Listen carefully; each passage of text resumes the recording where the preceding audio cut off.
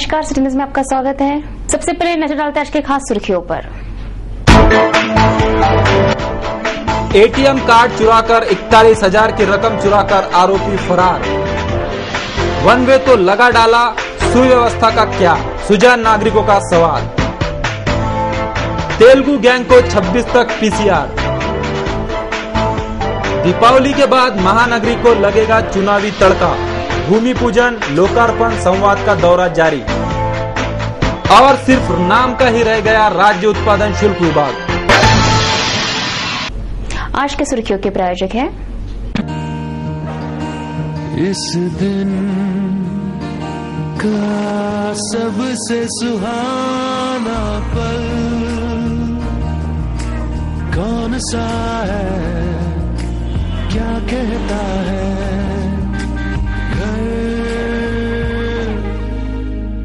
आ जाओ। India bulls home loans, घर आ जाओ।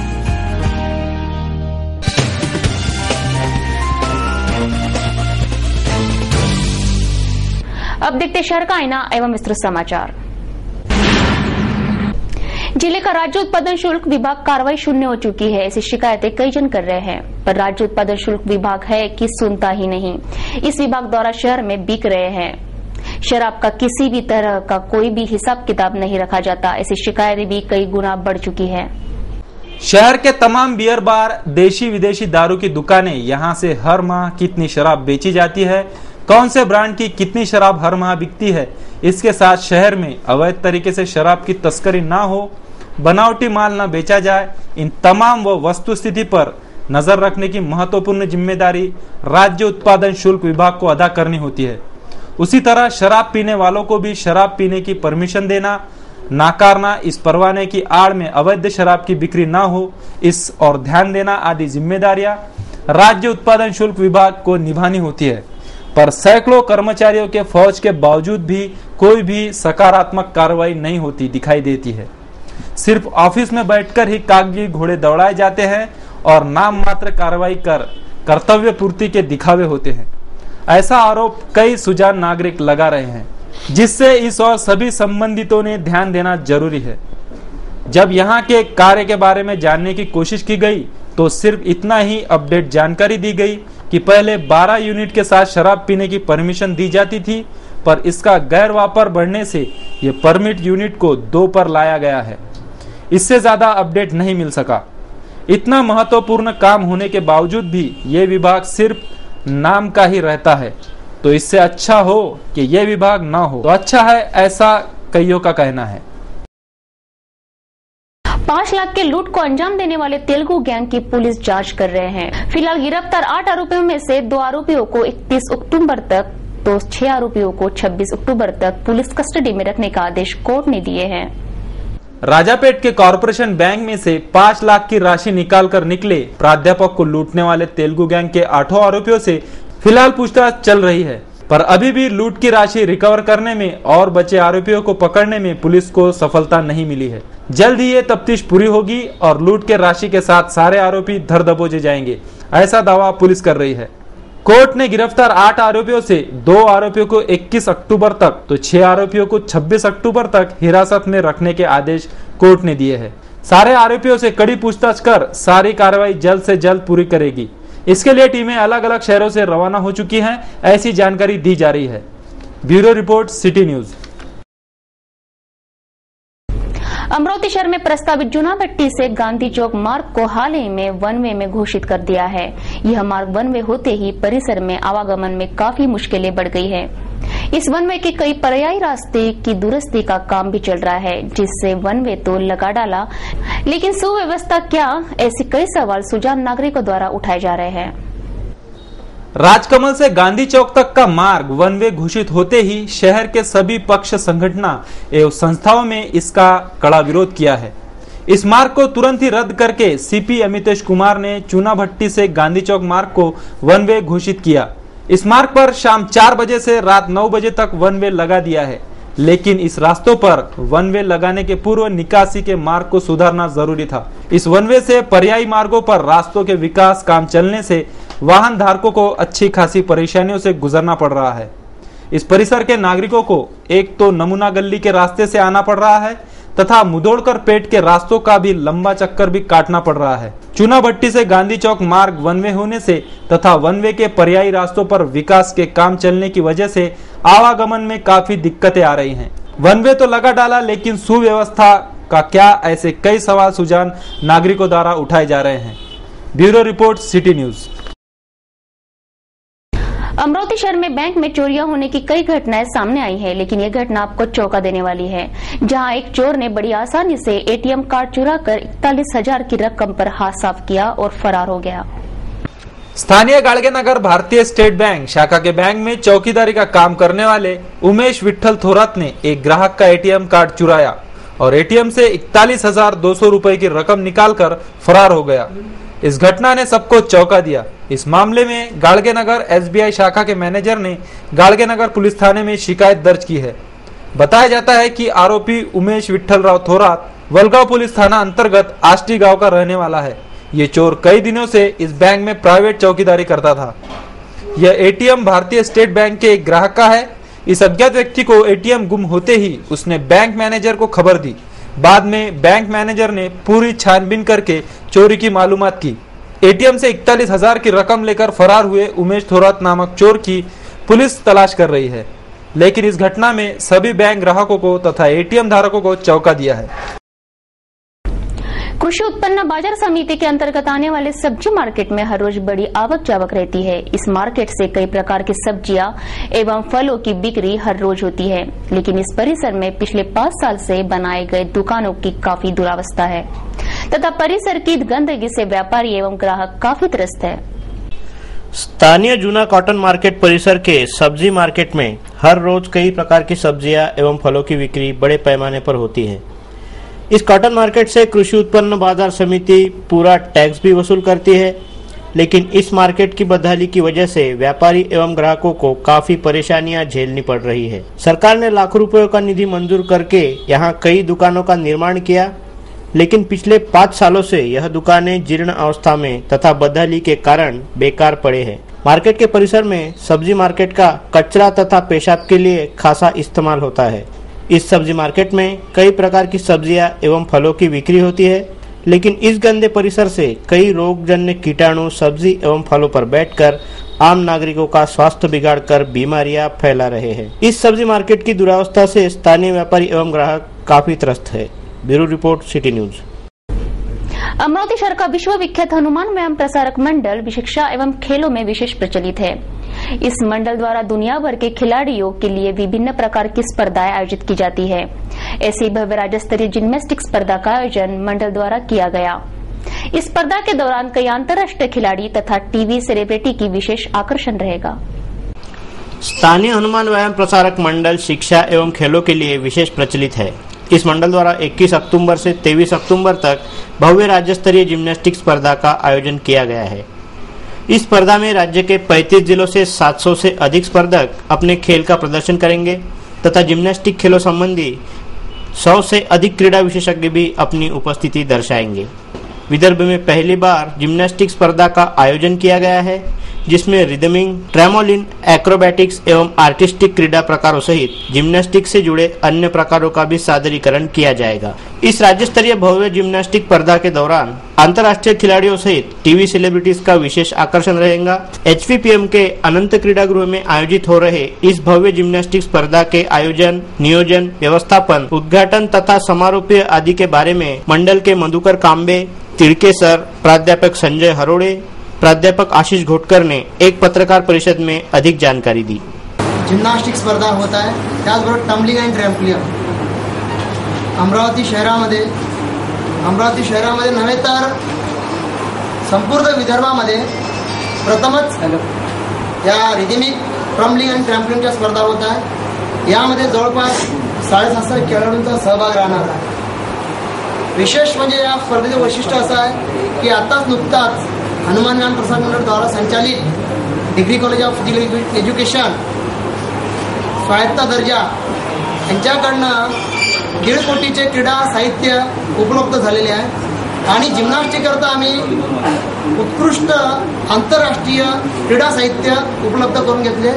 माननीय आमच्या संस्थेचे प्रधान सचिव माननीय प्रभाकररावजी वैद्य आणि त्याचबरोबर आमचे प्राचार्य डॉक्टर सुभाष शर्मा सर यांच्या सहयोगाने आणि डॉक्टर सुरेशरावजी देशपांडे यांच्या टेक्निकल बाबींमुळे ते आंतरराष्ट्रीय दर्जाचे आम्हाला क्रीडा साहित्य आम्ही घेऊ शकलो. इथे आयोजित झाल्या, राज्यस्तरीय स्पर्धा देखील झाल्या आणि या स्पर्धाला आपल्याकडून जी प्रसिद्धी मिळाली त्याचं एका शब्दात जर वर्णन करायचं तर मागच्या वेळेला जेव्हा मुंबईच्या स्पर्धांमध्ये आम्ही गेलो आणि तिथे जेव्हा विषय निघाला तेव्हा प्रसिद्धी हा भाग दुर्लक्षित राहतो. तेव्हा आमच्या महाराष्ट्राच्या कार्यकारिणीने तिथे सांगताना सांगितलं की जर तुम्हाला असं वाटत असेल की प्रसिद्धी हा भाग आपला योग्य तऱ्हेने हाताळला जात नाही तर अमरावतीच्या स्पर्धांमधली प्रसिद्धी आपल्या जिल्हास्तरीय स्पर्धांना सुद्धा आपण लोक जी प्रसिद्धी देतात ती अमरावती बाहेर होणाऱ्या राज्यस्तरीय स्पर्धांना देखील मिळते. दीपावली के त्योहारों में काफी धूमधाम देखने को मिलती है. यह दीपावली त्योहार मनाने के लिए कई नागरिक अपने अपने गांव, शहर तथा दूर के रिश्तेदारों के यहाँ भी जाते हैं. दीपावली उत्सव में इन यात्रियों का सफर आसान एवं आरामदायक करने के हेतु अमरावती से अमरावती नागपुर विशेष ट्रेन शुरू की गई है. दीपावली के त्योहारों को देखते हुए रेल प्रशासन ने यात्रियों का सफर आसान एवं सुविधाजनक करने के लिए लोकमान्य तिलक टर्मिनल से नागपुर के बीच विशेष ट्रेन शुरू करने का निर्णय लिया है. ये विशेष ट्रेन 21 अक्टूबर से छोड़ी जाएगी. लोकमान्य तिलक टर्मिनल से 01097 इस क्रमांक की ट्रेन 21, 22, 24 और 26 तथा 28 अक्टूबर को रात 8:35 पर निकलेगी तथा दूसरे दिन सुबह 9:50 पर नागपुर पहुंचेगी. मुंबई से नागपुर मार्ग पर चल रही ये विशेष ट्रेन भुसावल सुबह 3:35 पर, अकोला सुबह 5:15 पर तथा बड़नेरा सुबह 6:55 पर पहुंचेगी तथा वापसी के लिए 01098 क्रमांक की दूसरी ट्रेन भी निर्धारित समय पर छोड़ी जाएगी. इस दरमियान अमरावती रेलवे स्थान से भी विशेष गाड़ियां छोड़ी जाएगी. अमरावती नागपुर इंटरसिटी के दरमियान कॉर्ड लाइन के इंटरलॉकिंग का काम लगभग पूरा हुआ है. 21 अक्टूबर से इस कॉर्ड लाइन पर से अमरावती से नागपुर जाने वाली ट्रेन दौड़ेगी, जिससे बड़नेरा जाने की झंझट खत्म हो जाएगी. Amravati Jabalpur express, intercity express तथा अमरावती नागपुर पैसेंजर अब बड़नेरा रेलवे स्थान न जाते हुए सीधे नागपुर रवाना होगी, जिससे दीपावली त्योहारों में यात्रियों का सफर सुविधाजनक एवं आसान हो जाएगा. Bureau report, city news. आगामी स्थानिक स्वराज्य संस्थाओं के चुनावी रंग दिखना शुरू हो चुके हैं. इसी चुनाव को ध्यान में रखकर महानगर में जो काम वर्षों से रुके पड़े थे उनके भूमि पूजन, लोकार्पण के दौरे के साथ मतदारों से संभाव्य उम्मीदवारों के संवाद दौरे भी महानगरी में खुलकर दिखाई देने लगे हैं. फिलहाल तो अम्बानगरी दीप पर्व दीपावली की तैयारियों में व्यस्त है, पर जैसे ही दीपावली का त्योहार मनाया जाएगा उसके तुरंत बाद महानगरी को चुनावी तड़के लगना शुरू हो जाएंगे. ऐसे आसार साफ दिखाई दे रहे हैं और सभी राजनीतिक पार्टियों की हलचलें भी यही सच्चाई बयां कर रही है. महानगरी में कई विकासात्मक काम होना बाकी है. शहर की समस्या आज भी वही है जो पहले थी. अमरावती महानगर पालिका सार्वत्रिक चुनाव 2006 में पूरे शहर से जो प्रमुख समस्याएं उभर कर सामने आई थी उनमें शहर का घन कचरा व्यवस्थापन, शहर स्वच्छता, रास्तों की बदहाली आदि का प्रमुखता से समावेश था.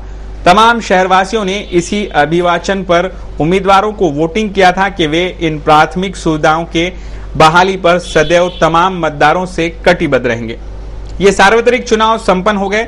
अमरावती मनपा के दोनों महापौर एवं उप महापौरों का कार्यकाल समाप्ति पर आ गया. फिर भी महानगरी की समस्या आज भी वही है जो पहले थी. सीधे और साफ शब्दों में कहा जाए तो शहर की हर समस्या हल करेंगे और हल करने के वादों और दावों पर चुनावी मैदान में बाजी मारने सत्ताधारियों ने अपनी ही दावे एवं वादे सत्ता पर बैठते ही भुला दिए. इसी के फलस्वरूप आज शहर को अगर आईना दिखाते हैं तो उसी आईने में ही नहीं तो खुली आंखों से भी शहर की स्थिति और उसकी बदहाली ही साफ दिखाई देती है. अमरावती महानगर पालिका के सारे पार्षद मिलकर भी ऐसा एक भी वार्ड नहीं दिखा सकते जो स्वच्छ हो. शहर की एक भी सड़क ऐसी नहीं दिखा सकते जिस पर और जिस सड़क पर गड्ढा ना हो. सिटी न्यूज ने भी इसी वास्तुस्थिति को उजागर करने मनपा, महापौर, आयुक्त, उपायुक्त तमाम पार्षदों से जाहिर और खुला आह्वान किया था कि अगर शहर का कोई भी एक वार्ड भी बता दो जो स्वच्छ है, कम से कम पूरे शहर में एक तो ऐसी सड़क बताओ कि जिस पर गड्ढा नहीं है. पर पूरे शासन प्रशासन ने मिलकर भी अपनी सांख बचाने वे खुद सामने नहीं आए, जिससे ये खुलकर उजागर हो गया कि मनपा प्रशासन, जी हां, पूरा मनपा प्रशासन जिसमें सत्ताधारी, विपक्ष और मनपा के तमाम अधिकारियों का समावेश है, ये सारे के सारे उनका उत्तरदायित्व पूरा करने में विफल हो चुके हैं।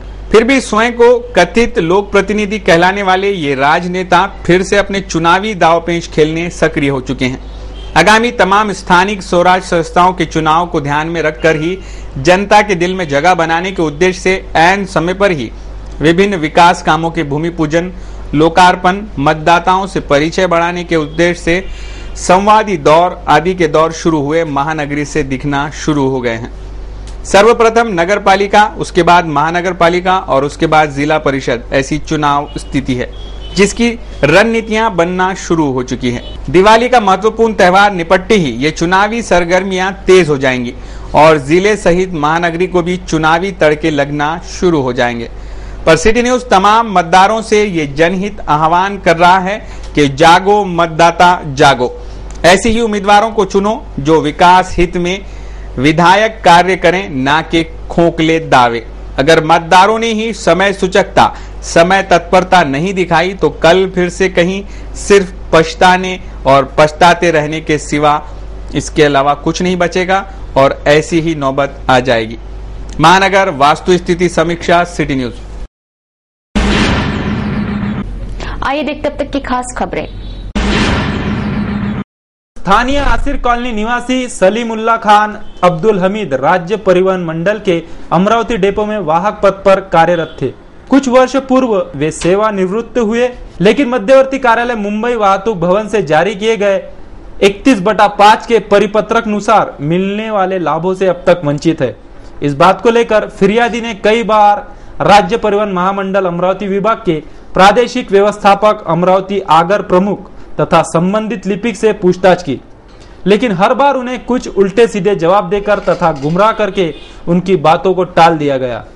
इस बात से नाराज होकर तथा प्रादेशिक परिवहन कार्यालय के चक्कर काट काट कर परेशान होकर अंत में सेवानिवृत्ति एसटी कर्मचारी सलीमुल्लाह खान ने न्याय की गुहार करते हुए सिटी चैनल द्वारा अपनी तकलीफ बयां की। 31/2005 का सर्कुलर आया, इसके जो परिपत्र निकले ये बांधते इनको 5 साल हो गए, लेकिन ये ओरिजिनल परिपत्र देने की तैयार नहीं है।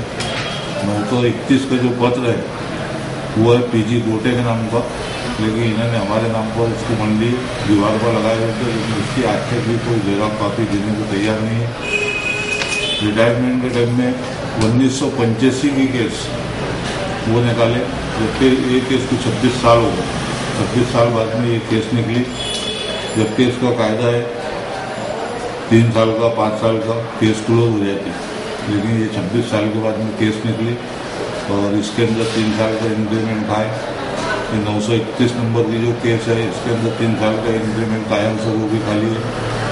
पेमेंट रोक दिए, ग्रेजुएटी रोक दिए, महंगाई भत्ता जो मिला था वो रोक दिए, लेकिन कोई भी कागज पत्र लेके देने को तैयार नहीं है। 5 साल से इसकी कंप्लेंट कर रहा हूँ, लेकिन डीसी गवाड़े साहब, लेबर ऑफिसर, डीओ, डीटीओ और तुम्हारे डिफॉल्ट ऑफिसर सही ढंग से बात करने को तैयार नहीं। डॉक्यूमेंट गायब है, जला दिए, रद्दी में भेज डाले, ऐसे जवाब मिलते हैं और एक ही कोई देने को तैयार नहीं। मैंने उनको प्रादेशिक व्यवस्थापक को कंप्लेंट किया और ये कंप्लेंट मैंने ऊपर तक के राष्ट्रपति, मुख्यमंत्री, परिवहन मंत्री, अल्पसंख्यक आयोग, मुख्य कामगार अधिकारी, जिला अधिकारी, पुलिस आयुक्त को इसके पहले भी दिया कंप्लेंट और अभी और दिया है कंप्लेंट। 1 मिनट डालते आज के मौसम पर।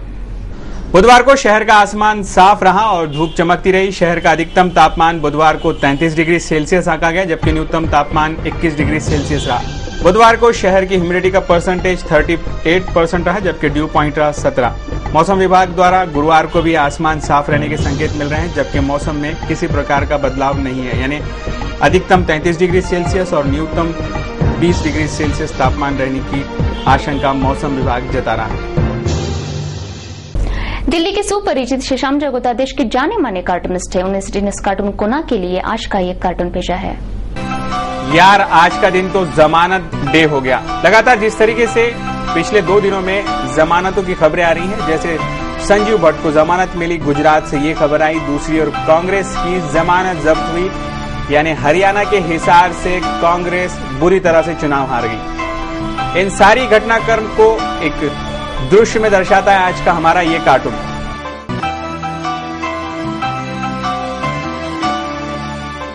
ये थे अब तक के समाचार। एक बार फिर से नजर डालते हैं आज की खास खबरों पर। एटीएम कार्ड चुराकर 41,000 की रकम चुराकर आरोपी फरार। वन वे तो लगा डाला, सुव्यवस्था का क्या, सुजान नागरिकों का सवाल। तेलुगु गैंग को 26 तक पीसीआर। दीपावली के बाद महानगरी को लगेगा चुनावी तड़का। भूमि पूजन, लोकार्पण, संवाद का दौरा जारी। और सिर्फ नाम का ही रह गया राज्य उत्पादन शुल्क विभाग। सिटी न्यूज के बारे में आप अपने सुझाव एवं विचार हमें भेज सकते हैं हमारे इस पते पर। हमारा पता है सिटी न्यूज कार्यालय, धनराज लाइन, सक्कर 7, अमरावती। हमारा फोन नंबर है 25638333। इस समाचार के माध्यम से हम आपको देते रहेंगे शहर की तरोताजा खबरें। सिर्फ देखते रहिए सिटी न्यूज चैनल। हर घंटे होते रहेंगे नए नए समाचारों के साथ। फिर मुलाकात। नमस्कार।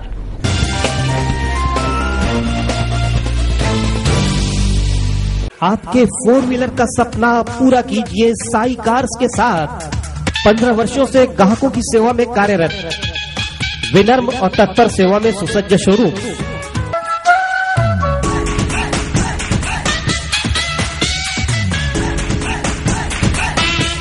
सबसे कम ब्याज दर और फाइनेंस की सुविधा। टाटा, हुंडई, मारुति आदि कंपनियों के वाहनों सहित वाहनवाहक वाहन भी वाजबी दामों पर सदैव उपलब्ध। सभी कंपनियों के कारों की खरीदी बिक्री में अग्रणी है साई कार्स। तुरंत संपर्क करें Sai cars and finance, Sai Pooja, Sahakar Nagar, Shegaon road Naka, new cotton market के पास, अमरावती।